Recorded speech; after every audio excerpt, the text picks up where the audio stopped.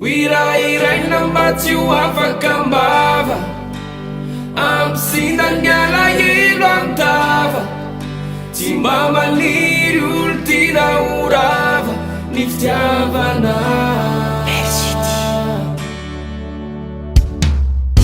azo everina tsy atao no filovy fa raha ny fitiavana no atao manandanja ho voakarakara tsara nio sasiny kamboty reo mpifankaty lasa mifampatoky tsy mba ho hitataratra anokony alabika tsy mety ho rendrika fa miara tafita ino no fo aleo fitino anjaka miara sitrana de tsy mifandratra ndao aro hoe mba hiaraka makivaky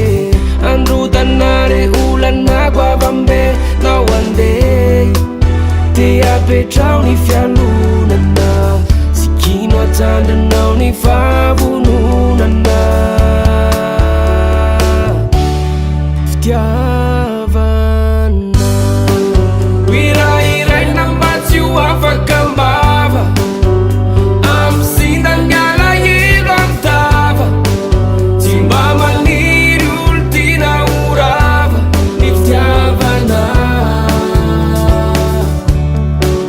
mitoro fona tsy mijery zay jaly mamifalifaly ireo zay mitomany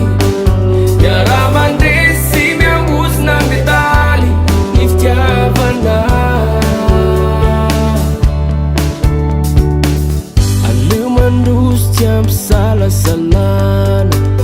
ny tanjonao no aoka azava tsara de tondrao fitio zesika mba ampaniry azy anomboka amelan'izy ao anaty vazy be nipetraketraka masaky mandoro aza mipetrapetraka fa misy samora ino ny fo aleo fitino anjaka miara sitrana de tsy mifandratra ndao aro hoe mba hiaraka makivaky androtanare olana goavambe nao andeha te apetrao ny fialonana sy kino atsandranao ny favononana